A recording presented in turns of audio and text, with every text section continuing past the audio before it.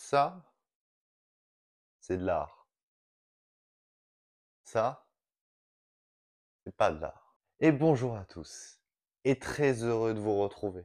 Aujourd'hui, mon retour sur YouTube. Youhou! Bon, je sais, je vous l'avais promis il y a un petit moment, hein, je vous ai dit dans quelques semaines, il y a 2 mois. Oups. Bref, aujourd'hui on est de retour et forcément, vous le savez, sur cette chaîne, on est fan du Japon, musique, que pop culture. Bon, je vais faire tourner ça bientôt, je vous explique mes projets à la fin.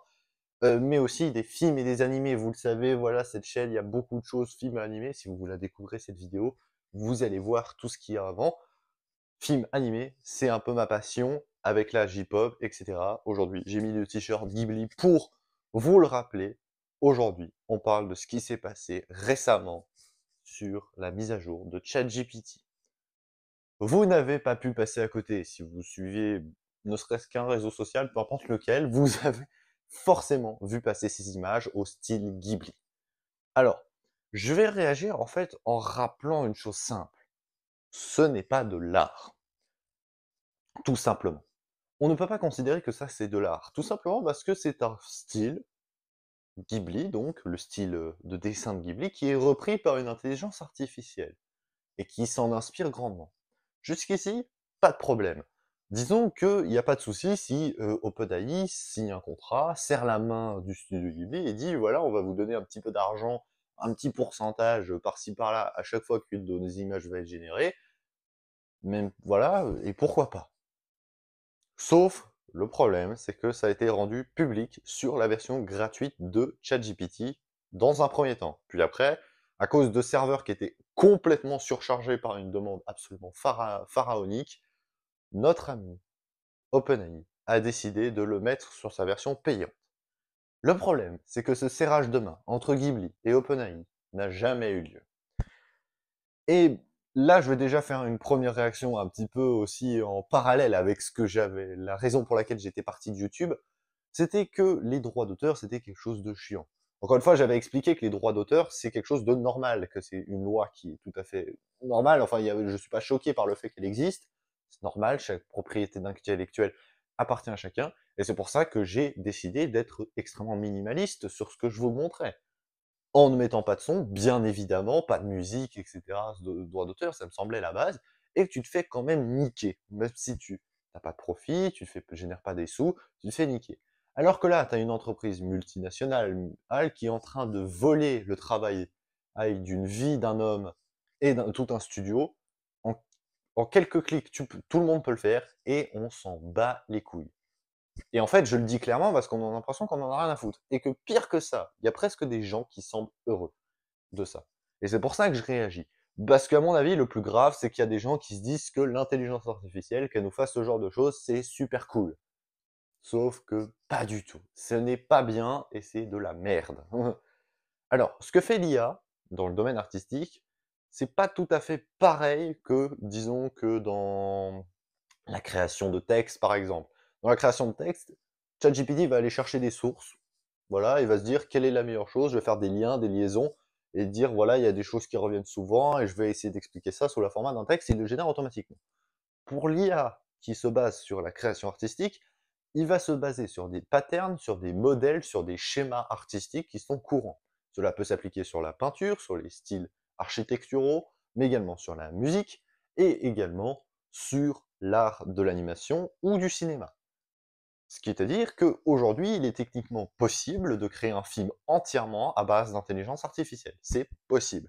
Et ça, c'est bien ce qui est inquiétant. Et pourquoi je vous dis ça? Parce que grosso modo, il y a eu très récemment, et un peu dans ce contexte-là, le 29 mars dernier, dans le monde de l'animation japonaise, une œuvre qui s'appelle Twins Ina Ima, qui est la première œuvre à être créée quasiment intégralement par intelligence artificielle dans l'animation japonaise à hauteur de 95%. Si vous voulez mon avis, les 5% sont liés à une génération humaine de, on va dire, d'un scénario pour qu'il ne copie pas, pour qu'il ne soit pas très similaire à ce qui existe déjà. Personnellement, j'ai pu regarder ce truc et je savais que ça servait à rien parce que je déteste ce que fait l'IA, parce que je trouve ça horrible en fait qu'on laisse l'IA faire de l'art. Donc forcément, je suis pas objectif.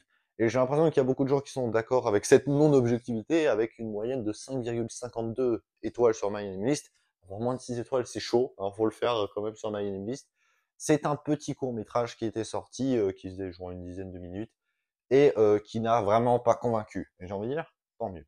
Alors, du coup, c'est inquiétant parce que dans ce même contexte où on est en train de voler de l'art d'Hayao Miyazaki, on est en train également de créer des animés, du coup, qui, certes sur un petit projet actuellement, qui sont faits uniquement, ou quasiment uniquement, par intelligence artificielle.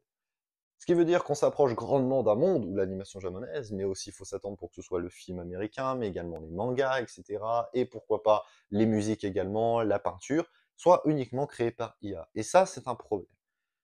Mais je peux vous dire une chose, si vous êtes fan d'art, quel que ce soit, si vous aimez les créations, si vous avez la capacité, et il n'y a pas besoin d'être Einstein pour ça, pour voir la beauté dans l'art, vous savez très bien qu'un humain ne pourra jamais être remplacé par une machine sans ce genre de choses.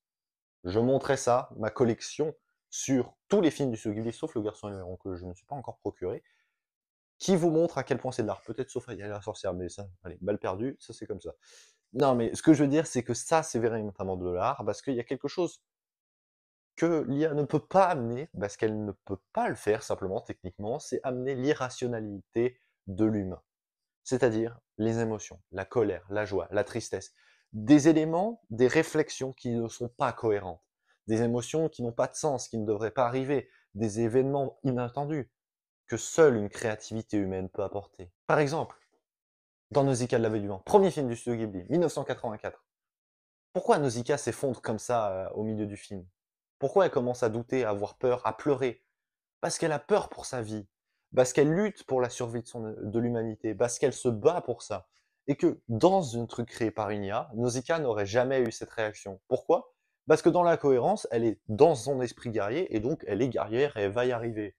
Parce qu'elle est guerrière, tout ça, tout ça. Mais non, parce que Miyazaki n'est pas là pour nous créer des soldats vides de sens. Miyazaki est là pour nous créer des êtres humains. Et Miyazaki a montré avec Nausicaa qu'il était capable de rajouter de la sensibilité, de l'émotion dans un personnage, et que non, Nausicaa n'est pas juste une super princesse guerrière qui est là pour péter la gueule à tout le monde. Elle est quand même un petit peu écrite.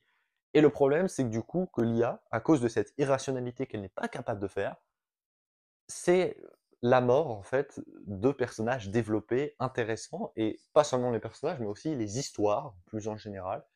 Et ça, Miyazaki a réussi à le faire. Donc j'ai envie de te dire, que l'IA reprenne des dessins de Miyazaki, ça c'est plus de la responsabilité de la part de OpenAI, qui n'a pas les droits de faire ça, et qui, honnêtement, moi je serais Ghibli, je leur aurais déjà collé un procès au cul, assez con, mais bon, dédommagement, etc., et interdiction d'utiliser ce truc, parce que c'est du plagiat, simplement. Que toi, on va te casser les couilles si... Enfin, je sais pas, les gens, si vous faites la promotion de l'IA, de ce genre de choses, vous vous dites c'est sympa. Vous imaginez, moi, là je me balade, je trouve deux, trois livres un petit peu sympas, je les trouve super cool, ces livres. Du coup, je décide de prendre plein de petits éléments de chaque livre, et je mélange tout ça, et je dis c'est moi qui ai créé tout. Je prends des phrases partout, voilà, des petits mots comme ça, et je réagence un livre. J'ai créé quelque chose de différent, techniquement, mais j'ai pas créé de style. J'ai juste recopié le style de ces trois auteurs. Prenez ceux que vous voulez. Et l'analyse est pareille pour l'animation, pour les films, et exactement pareil pour la musique. Si je prends trois musiciens, trois chanteurs, et que je recopie les styles, si je prends la voix d'un chanteur, si je prends euh, le style de basse d'un second et le rythme d'un troisième, certes, j'ai quelque chose de différent techniquement, mais je n'ai rien créé de nouveau.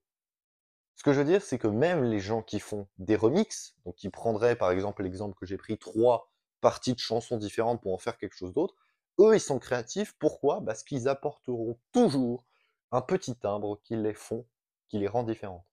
Si vous écoutez des remixes ou des DJ, vous le savez très bien, même s'ils créent rien dans la base de ce qu'ils prennent, ils arrivent à créer quelque chose de nouveau dans l'arrangement de ceci. Et l'IA, elle n'en est pas capable. Et ça, il faut s'en rendre compte.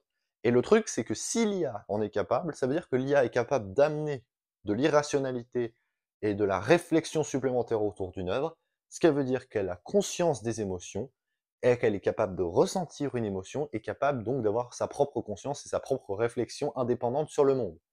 En l'occurrence, ça, c'est le digne d'un scénario de film de science-fiction où l'humanité se fait décimer, tiens. Mais en l'occurrence, heureusement, Dieu merci, on n'est pas dans ce cas de figure. Cool. Mais n'essayons pas à le fait que ça arrive.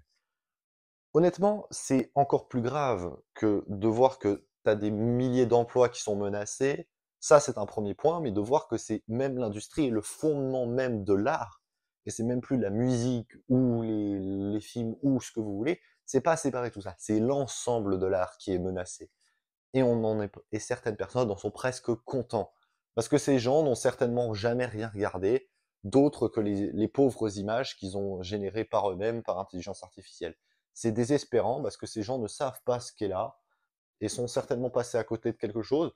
Moi, j'ai cette expérience, on peut le dire, des œuvres issues de l'animation japonaise, mais j'ai aussi regardé des films américains. Je le sais très bien qu'il y a des films qui sont exceptionnels et d'autres qui ne le sont pas. Si l'IA est capable de copier un modèle et de recopier le modèle parfait, elle est capable de produire ça. Donc, c'est-à-dire, elle trouve le modèle parfait, l'équilibre pour créer le genre parfait dans un style d'art. Eh ben, on serait tous d'accord de dire que ça, c'est le meilleur film, ça, c'est le meilleur animé, et il n'y aurait pas de débat possible parce que la perfection a été atteinte. Et que finalement, vu que la perfection a été atteinte, l'intelligence artificielle se dit, ça, c'était la perfection, du coup, qu'est-ce que je fais? Je fais exactement la même chose, tout le temps, tout le temps, tout le temps, tout le temps, hein, avec des petites variations pour faire genre c'est différent, et du coup, on n'a que la même chose partout, et c'est super. Du coup, il n'y aurait plus de débat, ce serait ça l'œuvre la plus influente, et puis c'est tout. Il n'y aurait pas de «Ah ouais, moi pour l'animation japonaise, ah ouais, moi j'adore Naruto, ah non, ouais, Naruto j'aime bien, mais je préfère One Piece, ah non, mais moi c'est plutôt SNK, ah non, mais moi SNK j'ai trouvé ça pas ouf à la fin. Ouais, mais de mon côté c'est plus Full Metal Alchemist. Oui, je suis en train de faire le schizophrène, alors ça vous pose un problème. Non, ce que je veux vous dire, c'est qu'évidemment qu'aujourd'hui dans l'animation japonaise, il y a personne qui est d'accord pour savoir quel est le meilleur animé, parce qu'il n'y a pas de bonne réponse, les gars. Moi je vous l'ai dit, Steins Gate c'est mon anime préféré, et ça ne tient qu'à moi, il n'y a pas de débat là-dessus. Vous ne ferez pas changer d'avis et je ne ferai changer l'avis de personne. C'est complètement subjectif.